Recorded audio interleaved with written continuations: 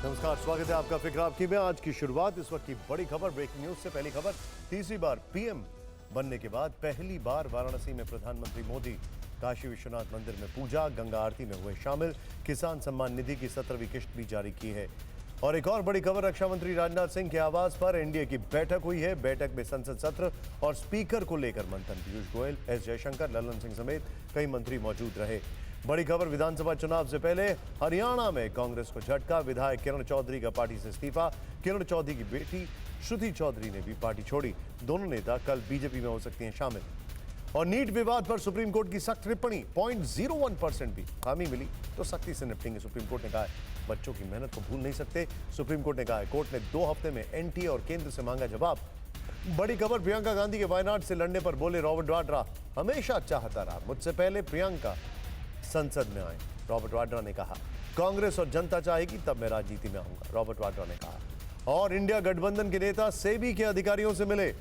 Share बाजार में कथित हेरफेर की जांच की मांग की। एग्जिट पोल के जरिए स्टॉक मार्केट में घोटाले का आरोप लगाया। और दिल्ली के इतिहास में सबसे ज्यादा बिजली की मांग, पीक पावर डिमांड 8,647 मेगावाट तक पहुंची। 22 मई से अब तक 8 बार 8,000 मेगावाट का आंकड़ा पार। और देश के कई एयरपोर्ट को बम से उड़ाने की धमकी। मुंबई, पटना, जयपुर और वडोदरा एयरपोर्ट को धमकी भरा मेल। एहतियात के तौर पर एयरपोर्ट पर सुरक्षा बढ़ाई गई। 2024-25 में डायरेक्ट टैक्स में bumper collection. Direct tax collection में 22.19% की बढ़ोतरी। एडवांस टैक्स कलेक्शन में भी 27.34% का इजाफा। इन सभी खबरों के साथ अब आपको दिखाते हैं कि कर्टन रेजर में कौन कौन सी खबरें हैं जो आपके लिए देखना जरूरी है ब्रेकिंग न्यूज के बाद। पहली बड़ी खबर, रूस के राष्ट्रपति पुतिन का प्योंगयांग दौरा। किम से मुलाकात होगी, वॉशिंगटन में खलबली क्यों है। दूसरी खबर, क्या सॉल्वर गैंग और सरकारी तंत्र के कारण नीट पेपर लीक हुआ। मंत्री, रजिस्टर, गेस्ट हाउस खुलासे चौंकाने वाले होंगे। तीसरी खबर, रील की सनक लोगों की जान ले रही है। रील से युवाओं की जिंदगी बर्बाद हो रही है, दिल दहला देने वाला वीडियो। चौथी खबर, सुरों की मल्लिका अलका याग्निक को कौन सी बीमारी हुई जो उनकी सुनने की क्षमता खत्म हो गई है। पांचवी खबर, दिल्ली से न्यूयॉर्क तक जून का महीना जला रहा है। आपके शहर में मानसून की दस्तक कब, हम बताएंगे। लेकिन आज फिक्र में पहली खबर सबसे पहले दो परमाणु शक्ति संपन्न लीडर्स की मुलाकात पर है। प्योंगयांग से दोस्ती की वो तस्वीर जिसे देखकर बाइडेन बेचैन है, जिसे देखकर ज़ेलेंस्की परेशान है, जिस पर सभी नेटो देश नजरें गड़ाए हुए हैं, जिसके बारे में जानकर दक्षिण कोरिया से लेकर जापान तक जबरदस्त तरीके से टेंशन में। रूस के राष्ट्रपति व्लादिमीर पुतिन किसी भी वक्त 2 दिवसीय यात्रा पर उत्तर कोरिया पहुंच सकते हैं। उत्तर कोरिया के शासक किम जोंग उन खुद प्योंगयांग के सुनान इंटरनेशनल एयरपोर्ट पर उनका स्वागत कर सकते हैं। ऐसा कहा जा रहा है कि पुतिन के स्वागत के लिए किम की बहन भी एयरपोर्ट पहुंच सकती हैं। पुतिन का प्योंगयांग में बेसब्री से इंतजार हो रहा है। यूक्रेन से जंग और नेटो से मिल रही परमाणु चुनौती के बीच पुतिन उत्तर कोरिया क्यों पहुंच रहे हैं। किम से युद्ध में पुतिन को किस तरह से सैन्य मदद चाहिए, बदले में पुतिन उत्तर कोरिया को शक्तिशाली बनाने वाली ऐसी क्या चीज देने वाले। एक्सक्लूसिव डिटेल देने से पहले 3 तस्वीरें आपके सामने, ध्यान से देखिए। एक तस्वीर आज की है, पुतिन के दौरे को लेकर उत्तर कोरिया में भव्य तैयारियां की गई हैं। क्रेमलिन ने पुतिन के दौरे को मंत्रीपूर्ण राजकीय यात्रा करार दिया। अपनी यात्रा के दौरान पुतिन किम जोंग उन से द्विपक्षीय वार्ता करेंगे। दोनों देशों में कई महत्वपूर्ण समझौते होंगे। दूसरी तस्वीर 9 महीने पुरानी है, जब किम मॉस्को के दौरे पर आए थे। पुतिन ने उन्हें एक लग्जरी कार गिफ्ट की थी। तस्वीर तीसरी जो है वो 24 साल पुरानी है, जब पुतिन पहली बार रूस के राष्ट्रपति बने और वर्ष 2000 में उत्तर कोरिया की यात्रा पर पहुंचे। उस समय किम के पिता किम जोंग इल उत्तर कोरिया के सर्वोच्च नेता थे। उन्होंने पुतिन का ग्रैंड वेलकम किया था। हालांकि पुतिन की तब की यात्रा में और अब की यात्रा में जमीन आसमान का फर्क है। अब रूस किसी युद्ध में सीधे तौर पर नहीं उलझता, तब रूस किसी युद्ध में सीधे तौर पर नहीं उलझता था। तब रूस पश्चिम का ऐसा कोई कड़ा प्रतिबंध नहीं झेल रहा था। अब पुतिन को पश्चिम को काउंटर करने के लिए एक परमाणु शक्ति संपन्न ताकतवर दोस्त की जरूरत है। एक ऐसा दोस्त जो रूस की तरह ही पश्चिमी देशों के प्रतिबंधों से परेशान हो। एक ऐसा दोस्त जो अपने आसपास अमेरिका की दखलंदाजी से नाराज हो। एक ऐसा दोस्त जो पश्चिम से उतनी नफरत करता हो। ऐसे में पुतिन के लिए किम और किम के लिए पुतिन से बेहतर विकल्प कौन हो सकता है। किम जोंग इसलिए पुतिन का स्वागत करना चाहते हैं। पुतिन ने भी किम का भव्य स्वागत सितंबर 2023 में मॉस्को में किया था। वहीं पुतिन जब प्योंगयांग पहुंचे तो कल किम उनका अपने देश में आधिकारिक स्वागत करेंगे। उन्हें गार्ड ऑफ ऑनर से सम्मानित किया जाएगा। इसके बाद दोनों देशों के बीच द्विपक्षीय वार्ता होगी। इस दौरान किम पुतिन के लिए एक गाला कॉन्सर्ट का आयोजन करेंगे। इसके बाद पुतिन वहां के इकलौते ऑर्थोडॉक्स चर्च का दौरा करेंगे और फिर वियतनाम रवाना हो जाएंगे।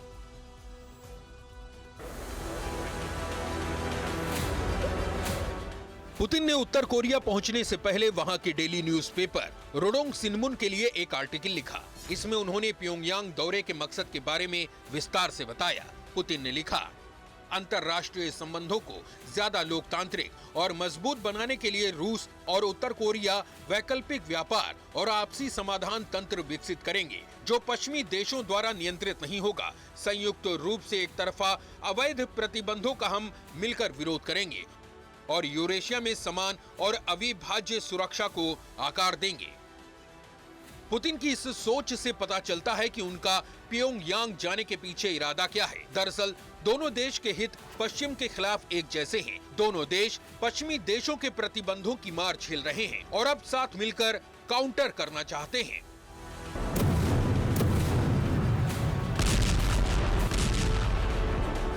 लेकिन इससे कहीं बढ़कर पुतिन को यूक्रेन युद्ध में सीधे तौर पर उत्तर कोरिया की ओर से सैन्य मदद चाहिए और उत्तर कोरिया ये मदद पहुंचा भी रहा है। दक्षिण कोरिया के रक्षा मंत्रालय के सूत्रों के हवाले से ब्लूमबर्ग की एक हालिया रिपोर्ट में कहा गया था कि उत्तर कोरिया ने तोप के लगभग 50 लाख गोले रूस भेजे हैं।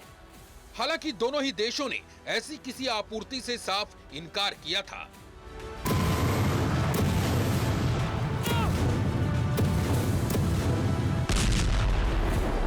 लेकिन पुतिन के सहयोगी सर्गेई मार्कोव का कहना है कि रूस उत्तर कोरिया से गोला बारूद के अलावा निर्माण कार्य के लिए मजदूर और अपनी मर्जी से युद्ध के मोर्चे पर जाने की इच्छा रखने वाले उत्तर कोरियाई सैनिकों को भी हासिल करना चाहता है। बदले में रूस उत्तर कोरिया को अपने जरूरी उत्पाद और सैन्य साजो सामान के लिए रूसी तकनीक दे सकता है।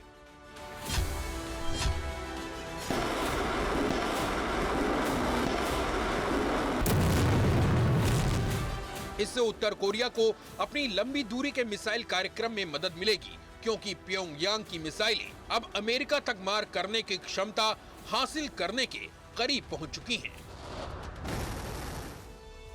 एक महीने पहले फ्रांस के विदेश मंत्री ने अनुमान लगाया था कि यूक्रेन से युद्ध में रूस के करीब 1.5 लाख सैनिक जान गंवा चुके। पुतिन को ऐसे में उत्तर कोरिया से गोला बारूद के अलावा जंग लड़ने वाले सैनिकों की भी दरकार होगी।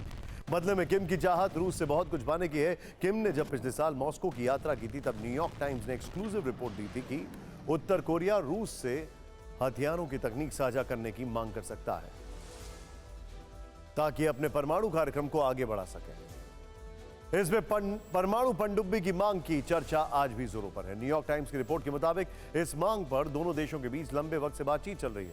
रूस ने अगर किम की परमाणु पनडुब्बी वाली मांग मान ली तो यह सीधे तौर पर दक्षिण कोरिया और जापान के लिए एक और खतरे की घंटी होगी, क्योंकि इसके बाद उत्तर कोरिया परमाणु हथियारों के लिहाज से और ज्यादा ताकतवर हो जाएगा। सीप्री की रिपोर्ट भी यही संकेत दे रही है, जिसमें जानकारी दी गई थी कि उत्तर कोरिया ने एक ही साल में 20 एटम बम बना लिए।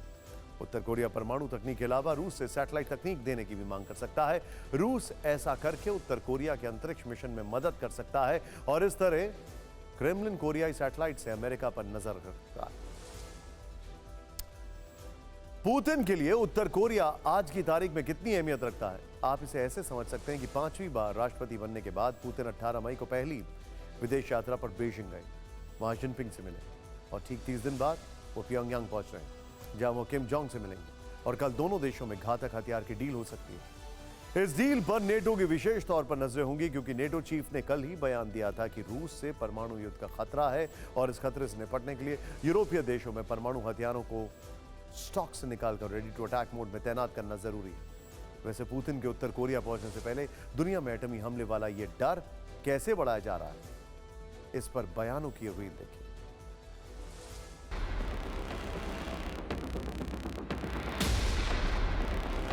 Especially in a world where we are afraid of not only Russia but also the security consequences of China. Постоянно находится в состоянии боевой готовности. На мой взгляд, они готовы завтра развязать эту ядерную войну.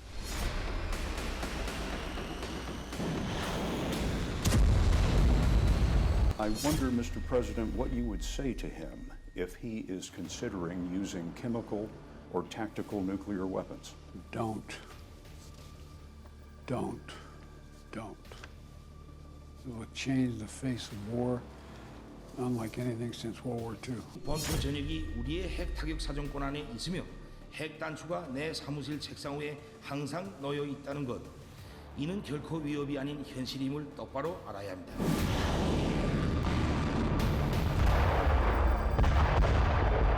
उनका जो इंटेलिजेंस का व्यक्ति था उसने बहुत पहले आज से 20 साल पहले कहा था कि चीन के पास 3000 से भी ज्यादा हथियार है।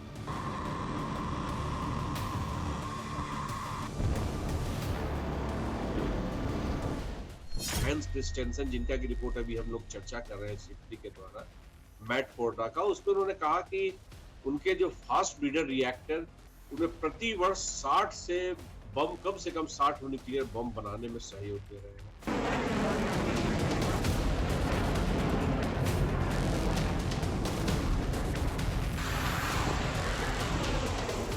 वो धीरे धीरे संख्या को बढ़ा रहे हैं, लेकिन हकीकत में संख्या काफी है और उनके ही विद्वानों ने इस बात को जाहिर कर रखा है। तो ये मैं मूल्य यही मानता हूँ कि यह वर्चस्व की लड़ाई के लिए वो कर रहा है, न कि सुरक्षा के लिए।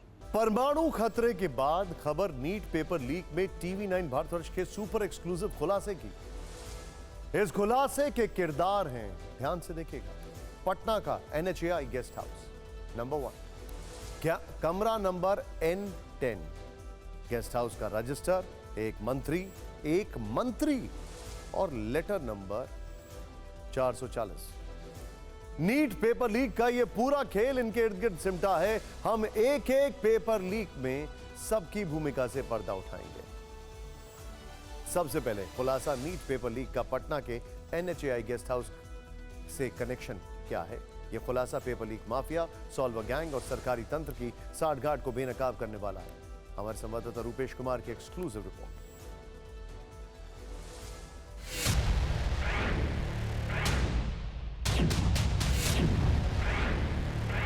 टीवी9 भारतवर्ष संवाददाता रूपेश कुमार बिहार में नीट पेपर लीक से जुड़े तथ्य खंगालने में जुटे हैं।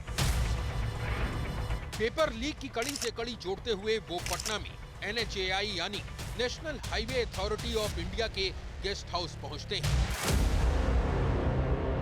जानकारी के मुताबिक इस गेस्ट हाउस में पेपर लीक माफिया ने नीट अभ्यर्थियों को ठहराया था। यहीं पर 4 मई को परीक्षा से एक दिन पहले उन्हें पूरी रात प्रश्न के आंसर रटवाए गए थे। छात्रों के ठहरने का इंतजाम सिकंदर ने कराया था, जिसे नीट स्कैम का सरगना बताया जा रहा है। टीवी9 संवाददाता गेस्ट हाउस के एंट्री रजिस्टर की पड़ताल करते हैं।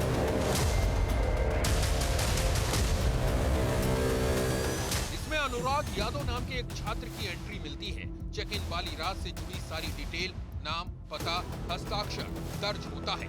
पुलिस अनुराग को गिरफ्तार कर चुकी है। NHAI के जो गेस्ट हाउस है उसमें मैं मौजूद हूँ इस वक्त, और यहाँ देखिए ये 4 मई यानी कि 4 और 5 मई के दरमियानी रात यहाँ कौन कौन रुका था इस गेस्ट हाउस में, ये है अनुराग यादव। ये अनुराग यादव का ये मोबाइल नंबर है। 12:40 PM यानी कि 4 मई की 12:40 रात में ये यहाँ पर एंट्री इसका किया गया है, और ये सब कुछ यहाँ पर अनुराग यादव का साइन किया हुआ है। रुकिए 1 मिनट, क्या बात है बताइए, और कौन है यहाँ पर? बिना इंचार्ज के पूछ हम नहीं बता सकते कुछ भी। आप हमको दिखा नहीं सकते हैं कौन यहाँ पे रुके थे? 4 और 5 मई को कितने लोग रुके थे यहाँ? हेलो। इसके बाद गेस्ट हाउस का कर्मचारी किसी को फोन करता है। टीवी9 संवाददाता के कैमरे में सारी बातचीत रिकॉर्ड होती है। हेलो सर, ये मीडिया वाले आए हुए हैं, ऐसे घुस के बिना देख रहे हैं। मीडिया वाले आए हुए हैं, ऐसे आके रजिस्टर देख रहे हैं। ये मैं उधर खाना खा रहा था, ये आके घुस के यहाँ बैठाया था, घुस के खा रहे हैं। यही कर रहे हैं, जो रजिस्टर था वो देख रहे हैं। पता आके ऐसे घुस के रंजन यहीं बैठा हुआ तो नीचे ऐसे देख रहे हैं लोग। मेरी बात कराइए, मेरी बात कराइए उनसे। कौन है? लीजिए, बात करने के लिए बोले, बात कीजिए ना। हेलो, कौन बोल रहे हैं सर? अच्छा, तो हमको कुछ जानकारी चाहिए कि 4 मई को कौन कौन लोग यहाँ रुके हुए थे। कुछ नाम है मेरे पास, उस नाम में से कौन कौन लोग यहाँ रुके हुए थे। नहीं, तो हम तो इनसे पूछे कि ज़रा दिखाइए। तो अब तो ये ले लिए हमारे हाथ से रजिस्टर, तो ज़रा हमको देखना था उसमें कौन कौन लोग रुके हुए हैं। नीट पेपर लीक पर TV9 की पड़ताल यहीं खत्म नहीं होती।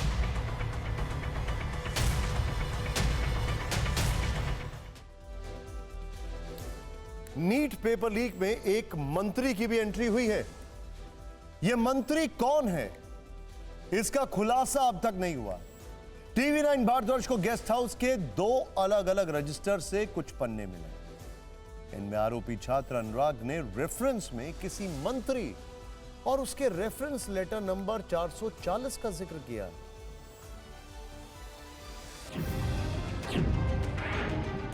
TV9 संवाददाता रुपेश कुमार को गेस्ट हाउस के 2 रजिस्टर हाथ लगे, एक पक्का और एक जिसे कच्चा रजिस्टर कहा जाता है। पक्के रजिस्टर में जब TV9 संवाददाता ने दूसरे पेज की पड़ताल की तो वहां आरोपी छात्र अनुराग ने रेफरेंस में मंत्री जी लिखा था। साथ में लेटर नंबर 440 दर्ज था। यहां अनुराग यादव के चेक इन और चेकआउट की डिटेल थी। इसके साथ यहां भी मंत्री जी और लेटर नंबर 440 का जिक्र था। अब सवाल यह है कि पेपर लीक माफिया का मददगार मंत्री कौन है, किसके कहने पर मंत्री ने लेटर लिखा। क्या नीट स्कैम के सरगना सिकंदर की सियासी गलियारों तक पहुंच है? क्या बिहार में पेपर लीक माफिया को सरकारी संरक्षण प्राप्त है? इन सवालों में नीट पेपर लीक का सच छिपा है। रुपेश कुमार, TV9 भारतवर्ष, पटना। रजिस्टर में जिस आरोपी छात्र अनुराग यादव की डिटेल है, उसका कनेक्शन नीट स्कैम के सरगना सिकंदर से है।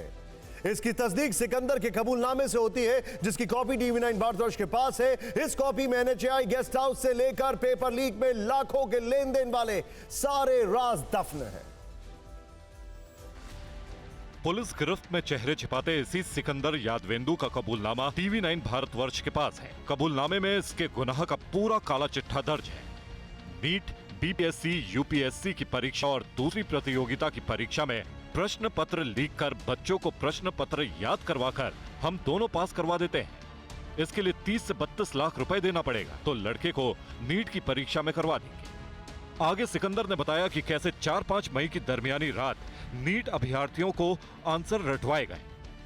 मैं अमित आनंद और नीतीश के संपर्क में रहा और नीट की परीक्षा के लिए 4 और 5 मई की रात में बच्चों को प्रश्न पत्र और उत्तर उपलब्ध कराने और रटवाने के लिए बच्चों को बुलाया, जिनके नाम आयुष राज उम्र 19 साल, अनुराग यादव उम्र 22 साल, शिवनंद कुमार उम्र 19 साल, अभिषेक कुमार उम्र 21 साल है। इन बच्चों में अनुराग यादव मेरे साले संजीव कुमार का लड़का है, जो अपनी मां रीना कुमारी के साथ परीक्षा देने आया है, जिनके रुकने का इंतजाम मैंने ही NHAI गेस्ट हाउस में कराया था। ये वही गेस्ट हाउस है जिसके अंदर से TV9 ने गड़बड़ी का खुलासा किया है। कबूलनामे में आगे पैसों के लेन देन का जिक्र है। साथ ही दूसरे अभ्यर्थी आयुष राज के पिता अखिलेश कुमार के साथ तय हुआ कि वो सभी अभ्यर्थियों को होटल ग्रैंड पैलेस के पास जाकर अमित आनंद को सौंपेंगे, जो उन्हें नीतीश कुमार तक पहुंचाएगा।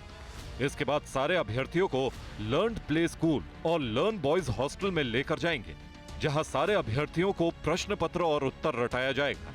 बदले में अखिलेश से कम पैसा लिया जाना था। सारे अभ्यर्थियों से प्रश्न पत्र लेने के बदले 40-40 लाख रुपए लेन देन की बात हुई थी। इस सब के बीच में बिहार में नीट UG पेपर लीक की जांच आर्थिक अपराध इकाई EOU कर रही है। EOU को मामले में कई अहम सुराग हाथ लगे हैं। पटना के AG कॉलोनी में किराए के मकान से अलग अलग बैंकों के ATM कार्ड और पासबुक मिले। TV9 भारतवर्ष के पास इसकी एक एक डिटेल मौजूद है। SBI का ATM card, bank of Baroda का ATM card, central bank of India की पासबुक, HDFC बैंक की पासबुक, कोटक महिंद्रा बैंक की चेकबुक जिसमें 19 पन्ने हैं और रवि कुमार का नाम लिखा है, ICICI बैंक का एक डेबिट कार्ड जिस पर शत्रुघ्न सिंह नाम लिखा हुआ है। अब ये किसके हैं? इनका पेपर लीक से क्या कनेक्शन है? इसकी जांच भी जारी है। बिहार में नीट UG पेपर लीक के आरोपियों को की पूरी चेन अब आपको दिखाना जरूरी है और आखिर इस चेन ट्रेल में क्या हो रहा है यह सोचना जरूरी है। सोचिए, एक ऐसा एग्जाम जिसमें एक साथ कई बच्चों के नंबर एकदम टॉपर्स वाले आते हैं। एक ऐसा इम्तिहान जहां पर एक जगह शक होता है और वहीं के बच्चे टॉप करते हैं। एक ऐसा इम्तिहान जिसमें नंबर्स जैसे मिलते हैं वो मिल ही नहीं सकते, क्योंकि उसमें खेल ही ऐसा नहीं हो सकता। 719 नंबर। सोचिए सर, पुलिस को संजीव मुखिया की तलाश है, जिसे इस पूरे मामले का मास्टरमाइंड माना जा रहा है। पुलिस ने सिकंदर यादवेंदु को पकड़ा है, जो संजीव मुखिया के नीचे काम करता है। इसे नीट पेपर लीक साजिश का सरगना बताया जा रहा है। नीतीश कुमार, अमित आनंद और अनुराग यादव नाम के 3 आरोपी पकड़े गए। ये सिकंदर के गिरोह के सदस्य हैं। 5 नीट अभ्यर्थियों की भी गिरफ्तारी हुई। कुल मिलाकर बिहार में अब तक 14 लोगों को पुलिस ने गिरफ्तार किया। नीट मामले पर राजनीति खूब हो रही है। कांग्रेस सांसद राहुल गांधी ने एक्स पोस्ट किया है।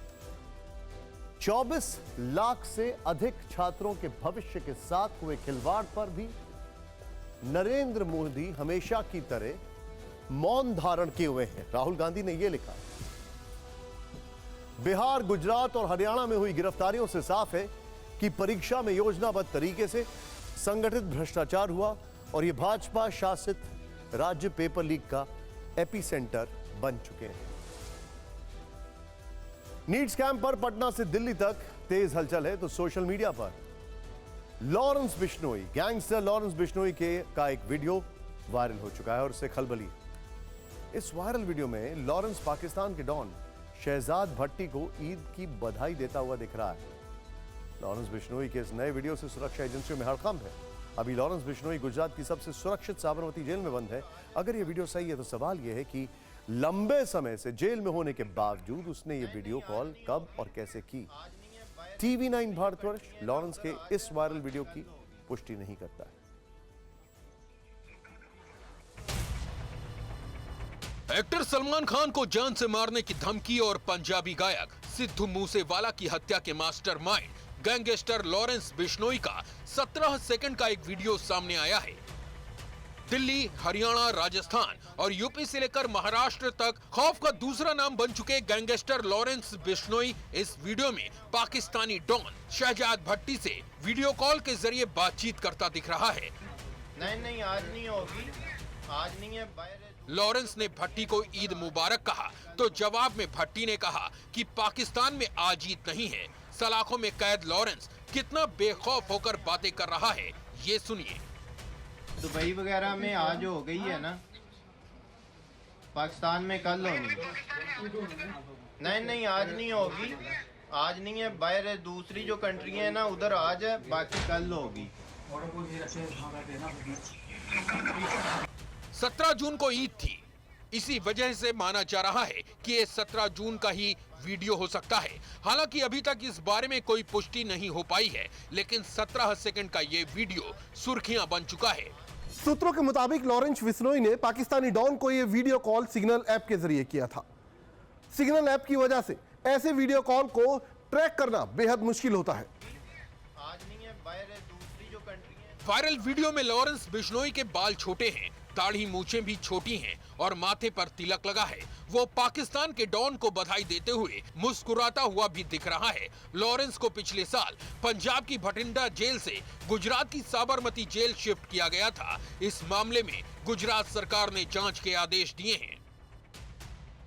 बहुत सारी बातें उसमें छानबीन होगी कि ये वीडियो पुराना है, नया है, कहां से लीक हुआ, वो पूरी तपास आदरणीय गृह मंत्री हर्ष साहब ने भी दे दी है। ये कौन सी ईद है, कौन से साल की ईद की बात कर रहा है, वो क्लियर नहीं हो रहा है।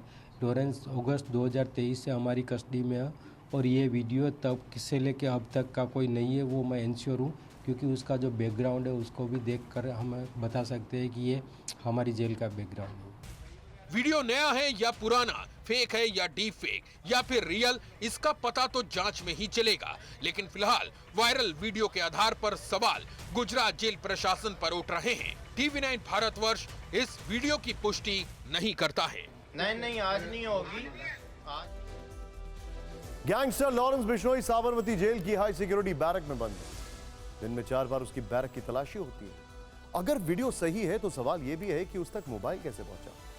लॉरेंस बिश्नोई का पहला इंटरव्यू भी जेल से ही हुआ था, जिसे लेकर पंजाब में काफी हंगामा मचा था। इस बार वीडियो गुजरात की जेल का बताया गया है, तो आम आदमी पार्टी ने बीजेपी से सवाल पूछ लिए। गुजरात में बीजेपी की सरकार है, अकाली दल ने भी इस वीडियो को शेयर किया।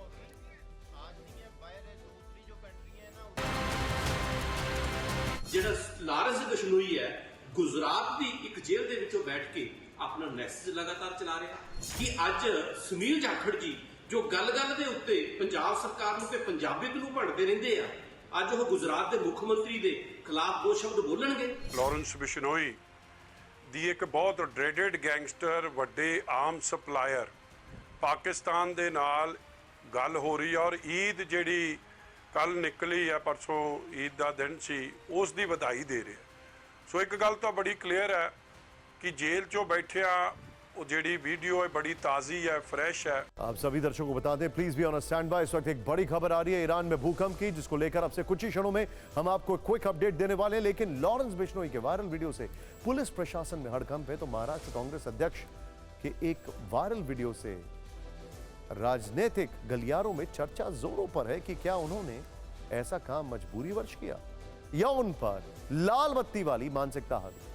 पहले आप उनका 10 सेकंड का ये वायरल वीडियो देखिए, ध्यान से देखिए। नाना पटोले सफेद रंग की इस कार में सवार हैं, वो आगे वाली सीट पर बैठे हैं, उनके दोनों पैर नीचे जमीन पर हैं और वो एक कार्यकर्ता से अपने पैर धुलवा रहे हैं। नाना पटोले के इस वायरल वीडियो पर महाराष्ट्र में राजनीति तेज हो गई।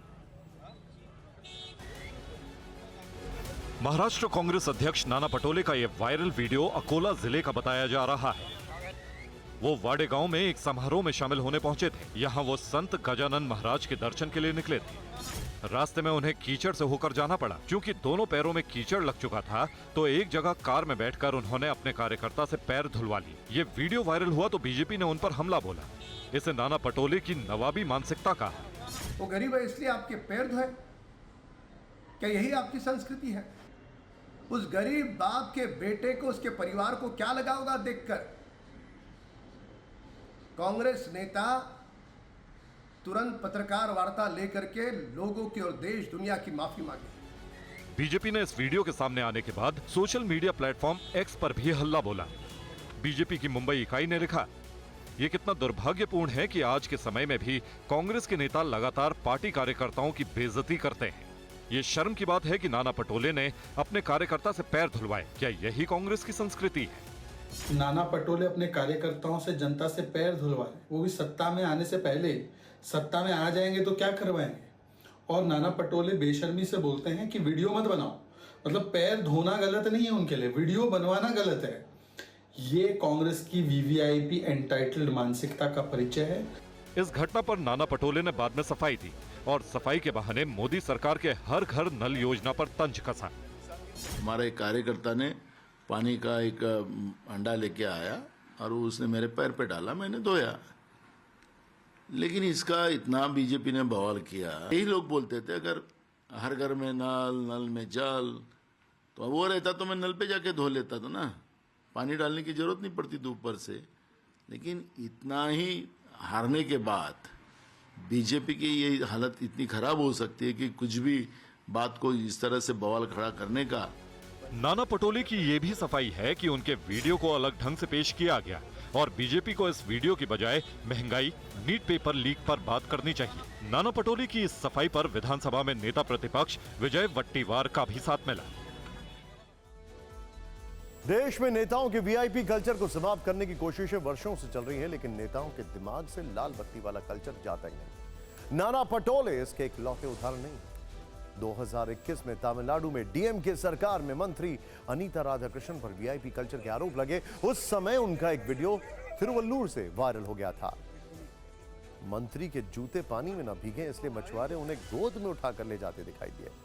नवंबर 2017 में तब के केंद्रीय मंत्री केजे अल्फोंस पर वीआईपी कल्चर के आरोप लगे। एक महिला ने आरोप लगाया था कि उनकी वजह से इम्फाल एयरपोर्ट पर यात्री विमान देरी से उड़ा। जुलाई 2017 में बीजेडी के विधायक बलभद्र मांझी पर वीआईपी कल्चर के आरोप लगे। तब उन्हें इलाके में भरे पानी में भीगने से बचाने के लिए समर्थकों ने गोद में उठा लिया। ईरान में 4.9 की तीव्रता के भूकंप से तबाही है। भूकंप से 4 लोगों की मौत, ये इनिशियल रिपोर्ट्स हैं। 120 से ज्यादा घायल। तस्वीरों से ऐसा लगता है कि शायद यह आंकड़ा बढ़ सकता है। ईरान में भूकंप से कई इमारतें ध्वस्त हो गई हैं। ये देखिए, इमारतें ढहने से 5000 से ज्यादा लोग बेघर हो गए हैं। ये इनिशियल रिपोर्ट से, और तब इतनी तबाही। 10 किलोमीटर की गहराई में था भूकंप का केंद्र। ये इस वक्त की बड़ी खबर। ईरान में भूकंप आया है, 5000 से ज्यादा लोग बेघर, 4 की मौत, 120 घायल। लेकिन ये इनिशियल रिपोर्ट से यह आंकड़ा बढ़ सकता है, क्योंकि अगर घायलों की संख्या 5000 है तो यह आंकड़ा बढ़ सकता है। और तस्वीरें बता रही हैं कि यह चिंताजनक खबर है। 5000 लोग बेघर हो गए। 5000 लोग बेघर हो चुके हैं, यानी कि इसका मतलब यह आंकड़ा बढ़ सकता है। लेकिन अब हम आपको जो खबर दिखाने जा रहे हैं वो खबर आपको अलर्ट करने के लिए है। ध्यान से देखिएगा ये तस्वीर जो हमारे पीछे है। ये देखिए, इस तस्वीर में जो हुआ वो कोई कल्पना भी नहीं कर सकता है रील बनाने के चक्कर में। ध्यान से देखिए, ये लड़की आपको यहां तक दिखाई दे रही है, गाड़ी बैक करती है, उसके बाद क्या होता है वो हमारी रिपोर्ट में है। और आज ये खबर हम सब के लिए एक बहुत बड़ी सीख है। ये खबर रील बनाने की सनक से जुड़ी है, जिसकी वजह से लोग अपनी जान तक पर खेल जाते हैं। लाइक और व्यूज के चक्कर में सब कुछ भूल जाते हैं। ताजा मामला महाराष्ट्र के संभाजी नगर का है, जहां रील के पागलपन में एक युवती की मौत हो गई। 23 साल की श्वेता कार की ड्राइविंग सीट पर बैठी थी। गाड़ी स्टार्ट थी, वो मुस्कुरा रही थी। गाड़ी रिवर्स गियर में थी। दत्त धाम मंदिर के पास परफेक्ट रील बनाने के लिए कैमरा ऑन हो चुका था। श्वेता का दोस्त शिवराज वीडियो बना रहा था। गाड़ी धीरे धीरे पीछे की तरफ जा रही थी। शिवराज रील बना रहा था। पीछे की तरफ खाई थी। इसी दौरान श्वेता ने ब्रेक के बजाय हड़बड़ाहट में एक्सीलेटर दबा दिया। नतीजा, कार तेजी से पीछे गई और शिवराज के चिल्लाने की आवाज आई। इस हादसे में कार 300 फीट गहरी खाई में गिर गई। 24 सेकंड के इस वीडियो में दिखा कि रील के चक्कर में कुछ सेकंड में कैसे एक युवती की जान चली। ये रील श्वेता की जिंदगी की आखिरी रील साबित हुई। दत्त धाम मंदिर के पास प्राकृतिक सौंदर्य है। अक्सर लोग यहाँ घूमने फिरने और रील बनाने के लिए आते हैं। इस घटना का वीडियो सामने आने के बाद पुलिस ने मामले में संज्ञान लिया है। ये कोई पहली घटना नहीं है जब रील की सनक में किसी की जान गई हो। इसी साल 15 जून को भोपाल में रील बनाते हुए बाइक फिसलने से लड़के की मौत हो गई। 3 मई को उत्तराखंड के रुड़की में रेलवे ट्रैक पर रील बनाने में छात्रा की जान चली गई। 1 मई को राजस्थान के कोटा में कट्टे के साथ रील बनाते हुए 22 साल के युवक की गोली लगने से मौत हो गई। 20 अप्रैल को यूपी के बांदा में उल्टा लटक कर रील बनाते हुए 21 साल के लड़के की गिरने से सांस उखड़ गई। भारत में रील बनाने का रोग अब जानलेवा हो चुका है। समय समय पर इस वजह से मौत या एक्सीडेंट की खबरें आती रहती हैं। इसके बावजूद लगता है किसी पर कोई असर नहीं पड़ रहा। 21 मई 2024 की यह तस्वीर झारखंड के साहिबगंज की है। रील बनाने के लिए एक युवक ने 100 फीट की ऊंचाई से पानी में छलांग लगा दी। नदी में डूबने से वो युवक जान से हाथ धो बैठा। मध्य प्रदेश के जबलपुर में ऐसा ही एक हादसा 19 मई को हुआ। रील बनाते हुए 2 छात्र नर्मदा नदी में कूदे, उनकी जान चली गई। तेलंगाना के काजीपेट का ये वीडियो देखिए। तारीख थी 5 दिसंबर 2022। 17 साल का एक लड़का रेलवे ट्रैक के करीब रील बनाते हुए हाई स्पीड ट्रेन की चपेट में आकर गंभीर रूप से घायल हो गया था। ये तस्वीरें बताती हैं कि रील बनाने की सनक कितनी गंभीर हो चुकी है और ये रोग कितना जानलेवा बन चुका है। US national library of medicine के मुताबिक सेल्फी या रील्स बनाने में सबसे ज्यादा मौत भारत में होती है। सेल्फी या रील्स के मामले में दुनिया में जितनी मौत होती है उनमें 50% अकेले भारत में होती है। हिंदुस्तान में रील बनाने की सनक युवाओं में किसी वायरस की तरह फैल रही है, जिसमें जान जाने के अलावा समय की बर्बादी भी बेहिसाब हो रही है। इंस्टाग्राम पर रोज करीब 60 लाख रील्स बनती है। रील्स पर हर दिन औसतन 28 मिनट खर्च होते हैं। 8 से 23 साल की उम्र के युवा रोज 360 से 480 रील्स देखते हैं। ये युवा रील्स देखने में रोज करीब 1.5 से 2 घंटे खर्च करते हैं। आंकड़े बताते हैं कि देश में 8 करोड़ लोग रील बनाने वाले हैं। इनमें रील के जरिए कमाई करने वाले सिर्फ 1.5 लाख, यानी बाकी 7 करोड़ 98 लाख अपना समय बर्बाद करते हैं। फेसबुक और इंस्टाग्राम के लिए भारत सबसे बड़ा रील बाजार है। यहाँ 600 मिलियन स्मार्टफोन यूजर्स हैं। इंस्टाग्राम पर रील्स बनाने और देखने वाले सबसे ज्यादा यूजर्स भी यही हैं। आंकड़ों के मुताबिक भारत में करीब 36 करोड़ 29 लाख लोग इंस्टाग्राम पर। और अब देखते हैं न्यूज टॉप 9। दलाई लामा से मिलने भारत पहुंची अमेरिकी प्रतिनिधि सभा की पूर्व स्पीकर नैन्सी पेलोसी। चीन ने जताया एतराज, कहा हम धार्मिक स्वतंत्रता की नीति का पालन करते हैं लेकिन विद्रोह को बर्दाश्त नहीं करेगा। चुनाव बाद हिंसा की जांच करने पश्चिम बंगाल पहुंची बीजेपी की टीम में रविशंकर प्रसाद, बिप्लब देव समेत बीजेपी के कई सीनियर नेता मौजूद। कर्नाटक में पेट्रोल डीजल की कीमतों को लेकर विपक्ष का प्रदर्शन। बेंगलुरु में जेडीएस कार्यकर्ताओं को हिरासत में लिया गया। महाराष्ट्र के पुणे में कार ने बाइक सवार को कुचला। हादसे में बाइक सवार की मौत, कार चालक गिरफ्तार। बिहार के अररिया में उद्घाटन से पहले गिरा पुल का एक हिस्सा। बखरा नदी पर बने पुल का निर्माण 12 करोड़ की लागत से किया गया था। असम में बाढ़ और बारिश का कहर, 14 जिले बाढ़ की चपेट में। करीमगंज में हालात सबसे ज्यादा खराब। दिल्ली के गांधी नगर की एक फैक्ट्री में लगी आग। फैक्ट्री के 4 फ्लोर जलकर खाक। घंटों की मशक्कत के बाद आग पर पाया गया काबू। आगरा में चलते ट्रक में अचानक लगी आग। सड़क पर दौड़ते ट्रक के ऊपर रखे सामान से उठी आग की लपटें। कुल्लू से देहरादून के बीच शुरू हुई सीधी फ्लाइट सेवा। पहली फ्लाइट को कुल्लू एयरपोर्ट पर वाटर कैनन से दी गई सलामी। और आगे देखिए, अभेद आसमानी रक्षक आ रहा है कुशा कवच द पीएम।